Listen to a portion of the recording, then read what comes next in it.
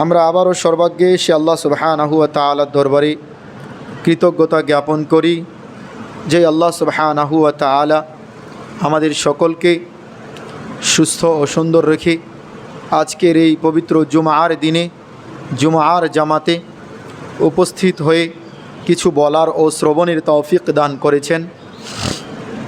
সেজন্য সেই মহান রব্বুল আলামিনের দরবারে অন্তরের অন্তঃস্থল হতে মনের মণিকোঠা হতে হৃদয়ের সবটুকুন আবেগ ও ভালোবাসা উজাড় করে আল্লাহ সুবহানাহু ওয়া তাআলার সন্তুষ্টি অর্জনের লক্ষ্যে তারই শেখানো ভাষায় শেখানো পদ্ধতিতে কালিমাতুশ শুকুর আদা করি, বলি আলহামদুলিল্লাহ। দরুদ ও সালাম সালাত বর্ষিত হোক আমাদের সকলের হৃদয়ের স্পন্দন আদর্শ গুরু আদর্শ নেতা জনাবে আরবি মুহাম্মদ সাল্লাল্লাহু আলাইহি ওয়াসাল্লামের উপর। সম্মানিত শ্রদ্ধেয় উপস্থিত মুসল্লিগণ, আজকের জুমার সংক্ষিপ্ত বক্তব্যের বিষয় হচ্ছে সিফাতু জাহান্নাম। এ ব্যাপারে পবিত্র কোরআনুল কারীম ও সহিহ সুন্নাহর আলোকে সংক্ষিপ্ত পরিসরে কিছু বিষয় উপস্থাপনের চেষ্টা করব ইনশাআল্লাহ। ওয়ামা তৌফিকি ইল্লা বিল্লাহ তাওয়াক্কালতু আলাইহি ওয়া ইলাইহি উনীব। শুরুতে আল্লাহ সুবহানাহু ওয়া তাআলার দরবারে তৌফিক কামনা করছি। আল্লাহ সুবহানাহু ওয়া তাআলা যেন উক্ত বিষয়কে কেন্দ্র করে কোরআন ও সুন্নাহর আলোকে স্পষ্ট ভাষায় প্রাঞ্জল ভাষায় সুন্দর ও সাবলীলভাবে হক কথাগুলো উপস্থাপনের তৌফিক দান করেন, আল্লাহুম্মা আমিন। তৎসঙ্গে বক্তব্য অনুযায়ী বক্তা এবং শ্রোতা সকলেই যেন আমাদের বাস্তব জীবনে আমাল করতে পারি। আল্লাহ সুবহানাহু ওয়া তাআলা আমাদের সকলকে সেই তৌফিক দান করুন, আল্লাহুম্মা আমিন। সম্মানিত উপস্থিত মুসল্লিগণ, আল্লাহ সুবহানাহু ওয়া তাআলা পবিত্র কোরআনুল কারীমের অনেক জায়গায় এই জাহান্নামের কথা বলেছেন। কখনো কখনো জান্নাতের আশা দিয়ে জাহান্নামের ভয় দেখিয়েছেন, অথবা জাহান্নামের ভয় দেখানোর পাশাপাশি জান্নাতের আশা দিয়েছেন। আম্মাজান আয়েশা রাদিয়াল্লাহু আনহা তিনি বর্ণনা করছেন, যেমনটা তাফসিরে কুরতুবিতে এসেছে। তিনি বলছেন, আল্লাহ সুবহানাহু ওয়া তাআলা পবিত্র কোরআনুল কারীম নাজিল করে শুরুতেই কোনো হুকুম আহকাম নাজিল করেননি। শুরুতেই পৃথিবীর মানুষকে বলে নাই যে তোমাদের জন্য সুদ হারাম, তোমাদের জন্য জিনা করা হারাম, তোমরা এটা করিও না ওটা করিও না, এইভাবে নিষেধাজ্ঞা বা হুকুম আহকাম জারি করেননি। তিনি বলছেন যে সবার প্রথম সেই জাহিলি যুগের বর্বর যুগের কঠোর মানসিকতার মানুষের হৃদয়গুলোকে নরম করার জন্য, হৃদয়গুলোকে বিগলিত করার জন্য আল্লাহ সুবহানাহু ওয়া তাআলা এই পৃথিবীর মানুষকে জান্নাতের আশা দেখিয়েছেন, পাশাপাশি জাহান্নামের ভয় ভীতি শুনিয়েছেন, দেখিয়েছেন। এই জান্নাতের আশা ও জাহান্নামের ভয়ের মাধ্যমে যখন মানুষের অন্তর নরম হয়েছে, দিলগুলো বিগলিত হয়েছে, পর্যায়ক্রমে স্থান কাল পাত্রভেদে আল্লাহ সুবহানাহু ওয়া তাআলা বিভিন্ন বিষয়ের হুকুম জারি করেছেন, বিভিন্ন বিষয় করার জন্য আদেশ করেছেন এবং অনেক কিছু থেকে বিরত থাকার জন্য নিষেধও করেছেন। তাই মনে করা হয় বা বলা হয় যে একটা মানুষ যদি আল্লাহর ভয় তার ভিতরে না থাকে, সে যদি জান্নাত কি জাহান্নাম কি এই ব্যাপারে তার যদি কোনো ধারণা না থাকে, আর তাকে যদি আমি কঠিন করে একটা হুকুম আহকাম শুনিয়ে দেই, তাহলে ওই ব্যক্তি সহজে নিতে পারবে না। এটাকে ব্যতিক্রমভাবে সে বুঝতে পারে অথবা ইনকার করতে পারে, অস্বীকার করতে পারে। এজন্য আল্লাহ সুবহানাহু ওয়া তাআলার পরিকল্পনাই শ্রেষ্ঠ পরিকল্পনা। আল্লাহ সুবহানাহু ওয়া তাআলার কল্পনাই হচ্ছে উত্তম পরিকল্পনা। প্রিয় উপস্থিতি, আজকে আমাদের অত্র মসজিদে দাওয়াতি মেহমান সকলেই আমাদের, যেহেতু আমরা আজকে আপনাদেরকে বিশেষভাবেই দাওয়াত করেছি, সেজন্য যদিও আজকে আমরা আপনাদেরকে অন্য একটা বিষয়ে আলোচনা করার জন্য মনস্থ করেছিলাম, তো পরক্ষণে আমরা বিষয়ের পরিবর্তন করে অন্য বিষয়ে কথা বলতে শুরু করেছি। প্রিয় উপস্থিতি, আল্লাহ সুবহানাহু ওয়া তাআলা পবিত্র কুরআনুল কারীম সূরাতুল বাকারার 24 নম্বর আয়াতে এ ব্যাপারে বলেছেন, ফাইন লাম তাফআলু ওয়া লান তাফআলু ফাত্তাকুন নারাল্লাতী ওয়াকুদুহান নাস ওয়াল হিজারা। ফাইন লাম তাফআলু ওয়া লান তাফআলু, এই অংশটুকু আল্লাহ সুবহানাহু ওয়া তাআলা তার পূর্বোক্ত আয়াতের চ্যালেঞ্জ ছুড়ে এই কথাটুকু বলেছেন। আর আজকের বক্তব্যের আমাদের উদ্দিষ্ট বিষয় হলো জাহান্নামের বিবরণ, ভয়াবহতা, কারা জাহান্নামে যাবে, কেন যাবে, এ ব্যাপারে আমরা কথা বলবো। এই জন্য আল্লাহ সুবহানাহু ওয়া তাআলা এই শব্দগুলোর পরে বলছেন, ফাত্তাকুন নারাল্লাতী ওয়াকুদুহান নাস ওয়াল হিজারা, তোমরা ওই জাহান্নামের আগুন থেকে আত্মরক্ষা করো, তোমরা ওই জাহান্নামের আগুন থেকে নিজেকে বাঁচাও। ওয়াকুদুহান নাস ওয়াল হিজারা, যার ইন্ধন লাকড়ি জ্বালানি হবে মানুষ ও পাথর সমূহ। মানুষ ও পাথর সমূহ হবে জাহান্নামের ইন্ধন, জাহান্নামের লাকড়ি। আল্লাহ সুবহানাহু ওয়া তাআলা সেই সাথে বলছেন, ও ইদ্দাত লিল কাফিরিন, অস্বীকারী কাফের সম্প্রদায়ের জন্য এই জাহান্নামকে প্রস্তুত করে রাখা হয়েছে, প্রস্তুত করে রাখা হয়েছে। পৃথিবীর মানুষ মারা যাবে, এরপরে তাদের জন্য জাহান্নাম তৈরি করা হবে বা জান্নাত তৈরি করা হবে, বিষয়টি এমন নয়। আল্লাহ সুবহানাহু ওয়া তাআলা আগে থেকেই এই পৃথিবীর মানুষের জন্য জান্নাত ও জাহান্নাম প্রস্তুত করে রেখেছেন। যারা আল্লাহ সুবহানাহু ওয়া তাআলার বিধান মোতাবেক নিজের জীবন পরিচালনা করবে, নিজের জীবন, নিজের পরিবার, সমাজ, রাষ্ট্র পরিচালনা করবে, তাদের জন্য জান্নাতের সুসংবাদ রয়েছে। তাদের জন্য ওই আরশে আজিমের ছায়ায় স্থান লাভের সুসংবাদ রয়েছে। আর যারা আল্লাহর দিন, আল্লাহর বিধান অনুযায়ী নিজের জীবন, পারিবারিক জীবন, সামাজিক জীবন বা রাষ্ট্রীয় জীবন পরিচালনা করবে না, আল্লাহর আইনকে উপেক্ষা করে পৃথিবীর মানব রচিত আইন বিধান দিয়ে নিজ জীবন বা পারিবারিক বা সামাজিক অথবা রাষ্ট্রীয় জীবন পরিচালনা করবে, এদের জন্যই রয়েছে বিপরীতমুখী ঘোষণা। অতএব মুসলিম মানেই আমাদের প্রতিটি মানুষের চিন্তা চেতনায় ভাবনায় থাকবে, আমি মুসলিম, আমার সংবিধান কোরআনুল কারীম, অতএব আমার নাবী হলো মুহাম্মদ সাল্লাল্লাহু আলাইহি ওয়াসাল্লাম। আমি আমার জীবন, আমার পরিবার, আমার সমাজ, আমার রাষ্ট্রকে আমি কোরআনুল কারীম ও রাসূলুল্লাহ সাল্লাল্লাহু আলাইহি ওয়াসাল্লামের জীবন আদর্শ অনুযায়ী চালাবো, পরিচালনা করব। নিজেকেও আমি যেমন নবীর আদর্শে আদর্শিত করব, অনুরূপভাবে আমার রাষ্ট্রের প্রতিটি মানুষকে এই দাওয়াত ছড়িয়ে দেব এবং এই বিধান অনুযায়ী রাষ্ট্র, সমাজ, পরিবার, সংসার চালনা করার প্রয়াস চালাবো, চেষ্টা করব। আমি দোয়া করি নেতৃস্থানীয় সকল ব্যক্তিদেরকে আল্লাহ সুবহানাহু ওয়া তাআলা এই তৌফিক দান করুন, আল্লাহুম্মা আমিন। প্রিয় উপস্থিতি, তিতা হলেও সত্য কথা, আজকে বেশিরভাগ মানুষ নিজ ধর্ম সম্পর্কে অজ্ঞ। বেশিরভাগ মানুষ নিজ ধর্ম সম্পর্কে জানে না।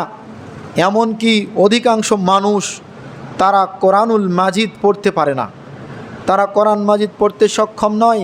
কাসীরুম মিনান নাস, অধিকাংশ মানুষ লা ইস্তাতিউনা আন ইয়াকরাউল কোরআন, তারা কোরআন পড়তেই পারে না, তারা কোরআন পড়তে সক্ষম নয়। অধিকাংশ মানুষই কোরআন বোঝা তো আরেকটা জিনিস, কোরআন পড়তেই পারে না। এই আমি আপনি আমাদের মধ্য থেকে আমরা যারা কোরআন পড়তে পারি না, নিজেরা তো পারি না এবং কোনো দিন আমাদের চেষ্টাও করিনি যে আল্লাহর দেওয়া বিধান এটা আমার উপরে আল্লাহ সুবহানাহু ওয়া তাআলা আমাদের জন্য দিয়েছেন, এই বিধানটা অনুযায়ী আমার জীবনকে চালাতে হবে, এই জীবন অনুযায়ী আমার সমাজ, আমার পরিবার, আমার রাষ্ট্রকে চালাতে বলেছেন আল্লাহ সুবহানাহু ওয়া তাআলা। সেই বিধানে কি বলা আছে আমার কোনো দিন হুঁশ হয় না। আজকে যদি মানুষ এই কোরআনুল কারীম অনুযায়ী এই নিজ জীবন থেকে শুরু করে রাষ্ট্রীয় পর্যায় পর্যন্ত পরিচালনা করতে পারত বা সক্ষম হতো, তাহলে দুনিয়াতে এত ফিতনা ফাসাদ হওয়ার সম্ভাবনা ছিল না, একেবারে জিরো হয়ে যেত। প্রিয় উপস্থিতি, তারপরেও সকলে যে মেনে নিবে এটারও সম্ভাবনা নেই। এই কোরআনুল মাজিদ পড়ে কেউ বিভ্রান্ত হবে, এই কোরআনুল মাজিদ পড়ে আবার কেউ হেদায়েত প্রাপ্ত হবে। যারা শুধুমাত্র আল্লাহ সুবহানাহু ওয়া তাআলার সন্তুষ্টি অর্জনের আকাঙ্ক্ষা তামান্না করে এবং সেই অনুযায়ী কোরআন অধ্যয়ন করে নিজের জীবনে অ্যাপ্লাই করার চেষ্টা করে, অবশ্যই আল্লাহ সুবহানাহু ওয়া তাআলা এ ধরনের ব্যক্তিদেরকেই মুহতাদিনদের অন্তর্ভুক্ত করবেন, হেদায়েত প্রাপ্ত ব্যক্তিদের অন্তর্ভুক্ত করবেন ইনশাআল্লাহ। পক্ষান্তরে আমাদের মধ্য থেকে আবার কিছু মানুষ এই কোরআন মাজিদ পড়ে মানুষের সামনে জাহির করার জন্য, মানুষের কাছে নিজেকে বড় করার জন্য, যে আমি কোরআনের পণ্ডিত, আমি আলেম, আমি অমুক, আমি তমুক, আমি এই জানি সেই জানি, মানুষের সঙ্গে বিতর্ক করার জন্য, বাহাস মুনাজারা করার জন্য, অথবা যারা মূর্খ মানুষ, সাধারণ মানুষ, তাদের উপরে জাহির করা পণ্ডিতি জাহির করার জন্য বা তাদের উপরে নিজেকে প্রাধান্য দেওয়ার জন্য কোরআন মাজিদের জ্ঞান অর্জন করে যদি এই রকম কেউ উদ্দেশ্য করে, তাহলে এই কোরআন পড়েও এমন ব্যক্তিরা জাহান্নামে যাবে। প্রিয় উপস্থিতি, আল্লাহ সুবহানাহু ওয়া তাআলা এজন্য আমাদেরকে বলছেন ফাত্তাকুন নার, তোমরা ওই জাহান্নাম থেকে আত্মরক্ষা করো। ফাত্তাকুন নার আল্লাতি, তোমরা ওই জাহান্নাম থেকে বাঁচো, ওই জাহান্নাম থেকে আত্মরক্ষা করো যার ইন্ধন হবে মানুষ ও পাথর সমূহ। এ ব্যাপারগুলো নিয়ে আমরা ইতিপূর্বেও একাধিকবার কথা বলেছি যে পৃথিবীর মানুষ অন্যায় অপকর্ম করবে এবং আল্লাহর বিধান অনুযায়ী জীবন পরিচালনা করবে না, যার অপরাধে মানুষ জাহান্নামে যাবে, এটা মানুষ সহজেই বুঝতে পারে। কিন্তু পাথর কেন যাবে, এর ব্যাখ্যা আমরা 2টা বা 3টা বলেছিলাম। যে এই পাথর বলতে জাহান্নামীদের শাস্তি বাড়ানোর উদ্দেশ্যে গন্ধক পাথর দেওয়া হবে। এই গন্ধক পাথর দেওয়া হবে এই কারণে যে এইটার মাধ্যমে যেন জাহান্নামীরা কঠিনভাবে জাহান্নামের আযাব আস্বাদন করতে পারে, জাহান্নামের শাস্তিটা ভোগ করতে পারে। আর গন্ধক পাথরের বিশেষত্ব বলা হয় যে এই গন্ধক পাথর এমন একটি পাথর, যখন এটা আগুনে জ্বালা হয় এমন বিশ্রী বিকট গন্ধ, যেটা মানুষের পক্ষে সহ্য করা অনেকটা টাফ, অনেকটা কঠিন। এই রকম হচ্ছে এই গন্ধক পাথরের বৈশিষ্ট্য।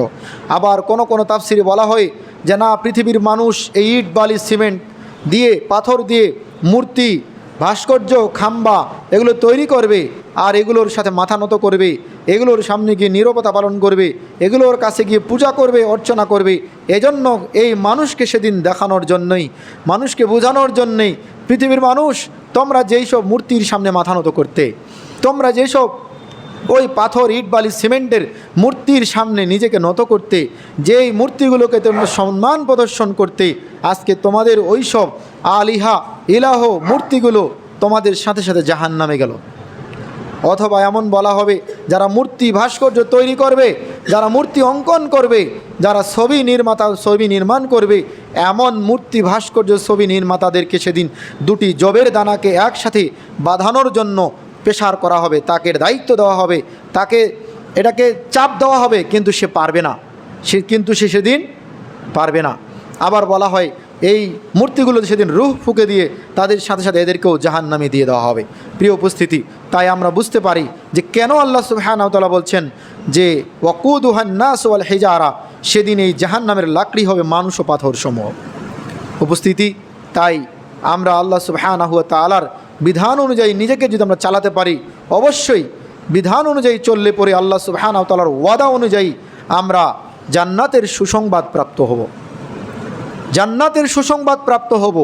যখনই আমরা বিপরীত মেরুতে চলাফেরা করব, বিপরীত অঙ্গনে আমাদের উঠা বসা, আমাদের ভালোবাসা, আমাদের চাওয়া পাওয়া থাকবে, তখন ওই বিপরীত মেরুর আমরা ডাক পাব, স্বাভাবিক এটা। অনুরূপভাবে আল্লাহ সুবহানাহু ওয়া তাআলা সূরা আত-তাহরিম ৬৬ নং সূরার ৬ নম্বর আয়াত আল্লাহ সুবহানাহু ওয়া তাআলা কথাই বলছেন, ইয়া আইয়ুহাল্লাযীনা আমানু, ওহে ঈমানদারগণ, যারা তোমরা বিশ্বাস স্থাপন করেছ, এই ঈমানদারদেরকে, মুমিনদেরকে আল্লাহ সুবহানাহু ওয়া তাআলা আহ্বান করে বলছেন, ও হে ঈমানদারগণ, উ আনফুসাকুম, তোমরা নিজেদেরকে বাঁচাও, তোমরা নিজেরা জাহান্নামের আগুন থেকে আত্মরক্ষা করো। কু আনফুসাকুম ওয়া আহলিকুম নারা, এবং তোমাদের পরিবার পরিজনকে জাহান্নামের আগুন থেকে আত্মরক্ষা করো। এই জাহান্নামের আগুন থেকে তোমাদের পরিবারকেও বাঁচাও, নিজে বাঁচো, আহাল পরিবার পরিজনকে বাঁচাও। এই আহাল পরিবারের ব্যাখ্যা ভিন্ন ভিন্ন রয়েছে। আহাল পরিবার শুধু আমি যদি মনে করি আমার স্ত্রী আমার সন্তান এর মধ্যে সীমাবদ্ধ, এর মধ্যে সীমাবদ্ধ করা যায় না। এই আহাল বলতে মানুষের নেতৃত্বের জায়গাটা যতটুকু তার পরিধি ততটাই তার আহাল। যেমন আমি আমার পরিবারের কর্তা, আমার আওতাধীন যে 2টা 3টা 5টা মানুষ রয়েছে এটা হলো আমার আহাল, এটা আমার পরিবার। আমি যদি এই গ্রামের মেম্বার হতাম তাহলে এই গ্রামের পুরো গ্রামবাসী আমার আহাল, কারণ আমি তাদের নেতা। আমি যদি এই এলাকার চেয়ারম্যান হই তাহলে এই ইউনিয়ন, পুরো ইউনিয়নের আমি হলাম অভিভাবক, এটা আমার পুরো ইউনিয়ন হলো আমার আহাল, আমার পরিবার। এরকম একজন রাষ্ট্রের প্রধান, তিনি হলো আমাদের পুরো রাষ্ট্রের প্রতিনিধি, তিনি হলো আমাদের পুরো রাষ্ট্রের অভিভাবক। আর এই রাষ্ট্রের সকল মানুষ হচ্ছে ওই সর্বপ্রধান যে শাসক, সর্বপ্রধান যিনি নেতা তার হচ্ছে এটা আহাল। তো এই আহাল মানে হচ্ছে তার একটা পরিবারবর্গ, যার যতটা বড় আয়তন তার পরিবার তত বড়, যার নেতৃত্বের হাত যত বড় আল্লাহ সম্মানের মাধ্যমে দিয়েছেন তার পরিবারের দায়িত্বটা তত বেশি। দায়িত্ব এমন একটা জিনিস, আল্লাহ রসুল সাল্লাল্লাহু আলাইহি ওয়াসাল্লাম বলেছেন, যাকে আমির বানানো হলো, নেতা বানানো হলো, দায়িত্বশীল বানানো হলো, তাকে ছুরিবিহীন জবেহ করে দেওয়া হলো। কি বিহীন? ছুরিবিহীন। একটা মুরগি জবাই করবেন, যদি ছুরি দিয়ে জবেহ করি তাহলে সহজেই জবেহ হবে, প্রাণটা তার বিনাশ হয়ে যাবে, চলে যাবে। কিন্তু ছুরিবিহীন জবেহ করা তার মানে তার কষ্টটা অটোমেটিকলি বেড়ে যাবে। আর একজন নেতাকে আল্লাহ রাসূল সাল্লাল্লাহু আলাইহি ওয়াসাল্লাম বলছেন, যখন কাউকে নেতৃত্বের দায়িত্ব দেওয়া হলো তাকে ছুরিবিহীন জবেহ করা হলো। তার মানে তার যে দায়িত্ব কঠিন, এই নেতৃত্বের দায়িত্ব যে কত কঠিন, কত জটিল, এটা মানুষ বুঝতে পারে না। যার কারণে আমরাই মানুষের ভিতরে এই নেতৃত্ব আবার একটা মজা আছে, এই নেতৃত্বের আবার এই বিপরীত দিক থেকে একটা মজা আছে।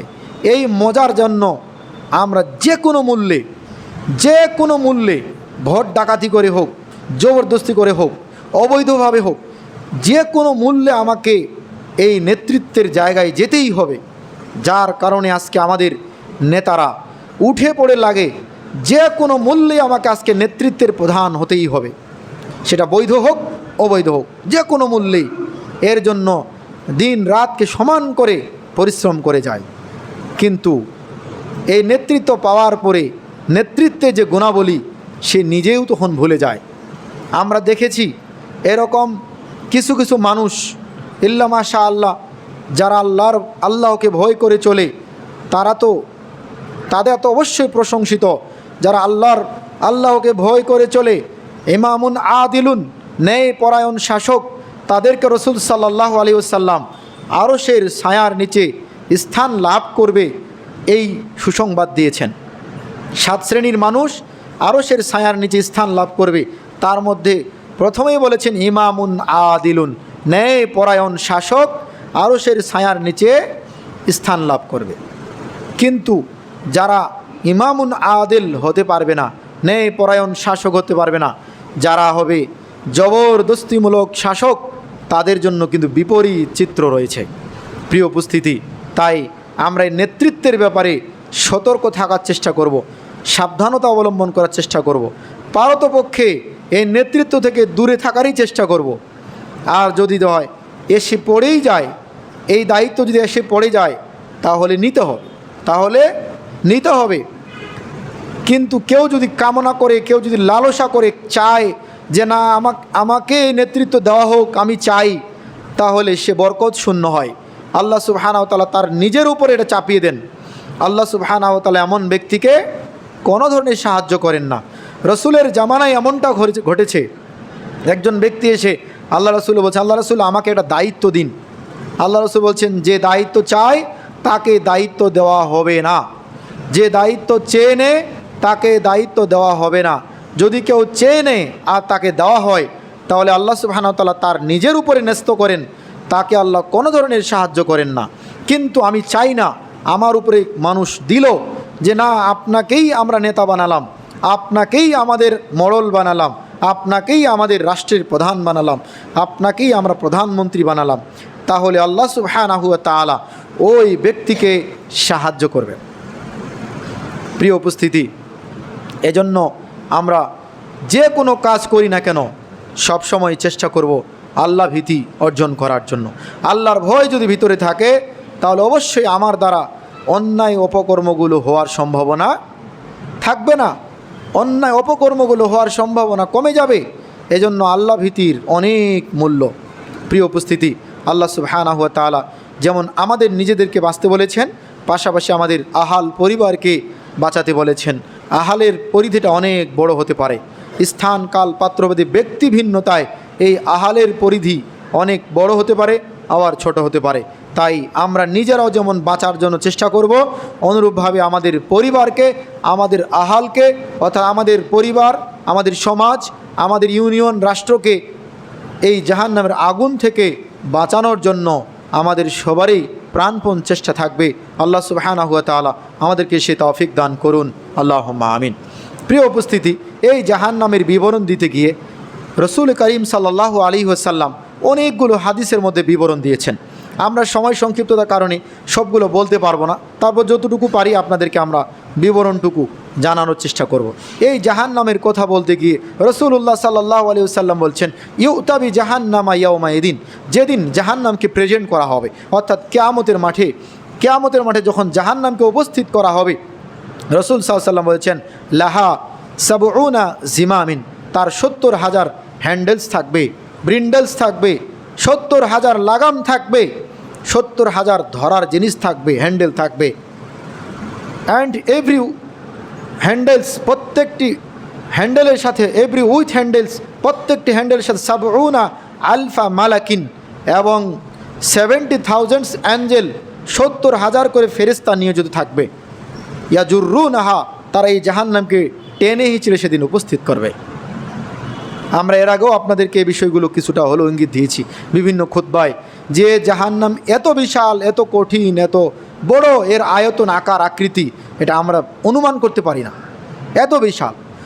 একটা হ্যান্ডেলকে ধরার জন্য 70,000 ফেরেশতা থাকবে, আর এই জাহান্নামে সর্বমোট 70,000 লাগাম আছে, হ্যান্ডেল আছে, এবং এক একটি হ্যান্ডেলকে ধরার জন্য, টেনে নিয়ে যাওয়ার জন্য, প্রতিটি হ্যান্ডেলকে ধরার জন্য 70,000 করে ফেরেশতা নিয়োজিত আছে। তাহলে আমরা যদি এটা অঙ্কে গুণ করে থাকি, 70,000 গুণন 70,000, তাহলে এর অঙ্ক দাঁড়ায় 490 কোটি, 490 কোটি ফেরেশতা এই জাহান্নামকে টেনে হিঁচড়ে নিয়ে আসার জন্য নিয়োজিত থাকবে। এখন আমার আপনার মনে হতে পারে যে ফেরেশতাদের শক্তি কি কম, না কী রকম, এতগুলো ফেরেশতা লাগবে? এই ফেরেশতাদের শক্তির ব্যাপারে বলা হয় যে এত বেশি আল্লাহ সুবহানাহু ওয়া তাআলা একজন ফেরেশতাকে ক্ষমতা, শক্তি দিয়েছে। যদি এই জাহান্নাম, এই ফেরেশতা যদি পুরো পৃথিবীটাকে এইভাবে হাতের তালুতে নেয়, এইভাবে হাতে এইভাবে দেয়, আর এইভাবে উল্টিয়ে দেওয়ার চেষ্টা করে, বা বলা হয়, তাকে আদেশ করা হয়, তাহলে একজন ফেরেশতা এইভাবে পুরো পৃথিবীটাকে হাতের তালুতে নিয়ে এইভাবে ধরে উল্টিয়ে দিতে পারবে। তার জন্য সহজ, কঠিন কিছু না। এরকম শক্তি ক্ষমতাধর ফেরেশতা 1 2 100 200 1000 2000 1 লক্ষ 2 লক্ষ, 1 লক্ষ 2 লক্ষ নয়, 1 কোটি 2 কোটি 100 কোটি 200 কোটি, প্রায় 490 কোটি, 490 কোটি ফেরেশতা এই জাহান্নামকে টেড়ে হিচড়ে নিয়ে আসার জন্য নিয়োজিত থাকবে। তাহলে জাহান্নাম কত বিশাল, কত কঠিন, কত জটিল হতে পারে। এই জাহান্নামের ব্যাপারে বলা হয়, হাদিসে এসেছে, রসুল্লাহ সাল্লাল্লাহু আলাইহি ওয়াসাল্লাম বলছেন, এই যে সূর্য, এই যে চন্দ্র আমরা দেখি, আমরা যদিও পৃথিবীর এই জমিন থেকে সূর্যকে একটা ভাতের থালার মতো দেখতে পাই, একটা ছোট জিনিস দেখতে পাই, চন্দ্রকে আরও ছোট দেখতে পাই। তো এই সূর্যের ব্যাপারে আমরা স্কুল কলেজে যারা পড়ি তারা সকলেই জানে, এই পৃথিবীর থেকে 13 লক্ষ গুণ বড় হলো সূর্যের আয়তন। এই পৃথিবী যত বড় তার চাইতে কত গুণে বড়? 13 লক্ষ গুণ বড়। এই যে এত বড় সূর্য এবং চন্দ্র, এই সূর্য এবং চন্দ্রকে সেদিন এই জাহান্নামের মধ্যে নিক্ষেপ করা হবে। এই চন্দ্র এবং সূর্যকে জাহান্নামের মধ্যে নিক্ষেপ করা হবে। তাহলে জাহান্নাম কত বিশাল, কত জটিল। যেমনটা কোরআন মাজিদ আল্লাহ সুবহানাহু ওয়া তাআলা বলছেন, হালিম তালাতি, জাহান্নামকে প্রশ্ন করা হবে, তোমার কি পেট ভরেছে? তো জাহান্নাম বলবে হালমিম মাজিদ, আল্লাহ আরও আছে কিছু, আল্লাহ আরও আছে কিছু, থাকলে দাও। হালমিম মাজিদ, আরও আছে কিছু, হালমিম মাজিদ, আরও আছে কিছু। আল্লাহ সুবহানাহু ওয়া তাআলা সেদিন তার নিজ পা জাহান্নামের উপরে চাপিয়ে দেবেন, রাখবেন, এতে জাহান্নাম সংকুচিত হয়ে আসবে। তখন জাহান্নাম বলবে কত্তু কত্তু কত্তু, ব্যাস ব্যাস, যথেষ্ট যথেষ্ট যথেষ্ট হয়েছে। জাহান্নাম এই পৃথিবীর মানুষ দিয়ে ভরবে না। এই চন্দ্র সূর্য সেদিন গুটিয়ে ভরে জাহান্নামের মধ্যে নিক্ষেপ করাবে, তারপরেও জাহান্নাম পূর্ণ হবে না। আবার আল্লাহ জাহান্নামকে জিজ্ঞেস করবে যে তোমার কি পেট ভরেছে? জাহান্নাম বলবে আছে কিছু। সেদিন এইভাবে জাহান্নাম আরও চাইবে। অবশেষে আল্লাহ সুবহানাহু ওয়া তাআলা তার নিজ পাকে তার জাহান্নামের উপরে রাখবেন। এভাবে জাহান্নাম সংকুচিত হবে। তখন জাহান্নাম বলবে যথেষ্ট যথেষ্ট যথেষ্ট হয়েছে। প্রিয় উপস্থিতি, এই জাহান্নাম কত বিশাল, কত কঠিন। রাসূলুল্লাহ সাল্লাল্লাহু আলাইহি ওয়াসাল্লাম বলছেন, ইন্নাস সখরাতাল আযীমাতা লা তুলকা মিন সাফিরি জাহান্নাম। জাহান্নামের কিনারা থেকে যদি একটা বিশাল বড় আয়তনের পাথরকে গড়িয়ে দেওয়া হয়, ফাতাহবি সাবিঈনা আমান, এই জাহান্নামের এই পাথরটি জাহান্নামের কিনারা থেকে গড়াতেই থাকবে 70 বছর ধরে, গড়াতেই থাকবে গড়াতেই থাকবে গড়াতেই থাকবে। তো মা তুফদি ইলা করারিহা, তবু এর নিম্ন স্তরে গিয়ে পৌঁছতে পারবে না, তবু এর নিচু স্তরে গিয়ে তলানিতে গিয়ে পৌঁছতে পারবে না। জাহান্নাম এত গভীর এত গভীর এত গভীর, 70 বছর ধরে একটা পাথর গড়াবে, তবুও নিচে গিয়ে পৌঁছতে পারবে না। এই জন্য ওমর রাদিয়াল্লাহু আনহু বলছেন, আকসিরু যিকরান নার, তোমরা জাহান্নামের কথা বেশি বেশি স্মরণ করো। আকসিরু যিকরান নার, তোমরা জাহান্নামের কথা বেশি বেশি স্মরণ করো। ফাইন্না হাররাহা শাদীদুন, কেননা এই জাহান্নামের উত্তপ্ত লেলিহান আগুনের শিখা অনেক কঠিন, অনেক বেশি হবে। ওয়াইন্না কারাহা বাঈদুন, এবং এর গভীরতা অনেক অনেক অনেক অনেক দূরে। ওয়াইন্না মাকামিহা হাদিদুন, এবং এর ডান্ডাগুলো বেড়িগুলো হবে লোহার তৈরি। এজন্য ওমর রাদিয়াল্লাহু আনহু বলছেন, আকসিরু যিকরান নার, পৃথিবীর মানুষ তোমরা জাহান্নামের কথা বেশি বেশি স্মরণ করো, তোমরা জাহান্নামের কথা বেশি বেশি স্মরণ করো। অনুরূপভাবে আল্লাহ রসুল সাল্লাল্লাহু আলাইহি ওয়াসাল্লাম বলছেন, ইন্না গিলাজু জিলদিল কাফির ইসনান ওয়া আরবাউনা দিরআন, কিয়ামতের দিন জাহান্নামী কাফের ব্যক্তির এই গায়ের চামড়া হবে 42 গজ মোটা। জিরাআন, 42 গজ মোটা। এই জিরা মানে গজ, জিরা মানে হাত, যদি গজে ধরি তো 42 গজ মোটা। ফিটে হিসাব করলে 126 ফিট মোটা হবে এই গায়ের চামড়া। আমাদের পৃথিবীর মানুষের গায়ের চামড়া হয়তো 1/2 ইঞ্চি 1 ইঞ্চি মোটা হবে। এই 1/2 ইঞ্চি 1 ইঞ্চি মোটা চামড়া আমরা দেখতে পাচ্ছি। সেদিন জাহান্নামী কাফের ব্যক্তির এই গায়ের চামড়া হবে 42 গজ, ফিট হলে 126 ফিট মোটা হবে, 126 ফিট মোটা হবে। রসুল সাল্লাল্লাহু আলাইহি ওয়াসাল্লাম বলছেন, ওয়াইন্না দিরসাহু মিসলু উহুদিন, একজন জাহান্নামী ব্যক্তির মাড়ির দাঁতটা হবে উহুদ মাউন্টের মতো, উহুদ পাহাড়ের মতো এত বিশাল হবে একটা মাড়ির দাঁত। উহুদ পাহাড়ের আয়তন কত? এভারেজ যদি দেখা যায় প্রায় 7 বা 8 কিলোমিটার বলা হয়, 7 বা 8 কিলোমিটার এভারেজে বলা হয় তার আয়তন। এত বিশাল বড় এই উহুদ পাহাড়ের আয়তন। এই উহুদ পাহাড়ের মতো হবে এক একটা দাঁত, মাড়ির দাঁত। আমাদের একটা মাড়ির দাঁত আঙ্গুলের মাথার মতো, এর চেয়ে বেশি নয়। আর জাহান্নামী কাফের ব্যক্তির মাড়ির দাঁতটা হবে উহুদ পাহাড়ের মতো বিশাল।